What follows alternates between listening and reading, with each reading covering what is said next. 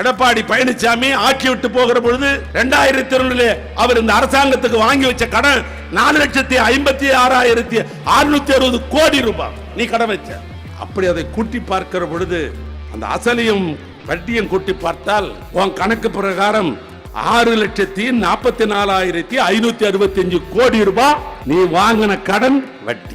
5 வருஷத்துக்கு நாங்க வாங்கின கடன் 2,85,394 கோடி ரூபாய். வாய்க்கூசாமல் எதிர்கட்சி தலைவர் அன்பு நண்பர் பழனிசாமி 9,29,959 கோடி ரூபாய் இந்த அரசாங்கம் கடன் வாங்கி விட்டது. கை தட்டுறான் அத்தனை பேரும். பத்திரிகாரன் பாலையில பார்த்தா 8 கால செய்தி. ஏதோ 9 லட்சம் ரூபாய் நாங்க தான் வாங்கிட்டோம்.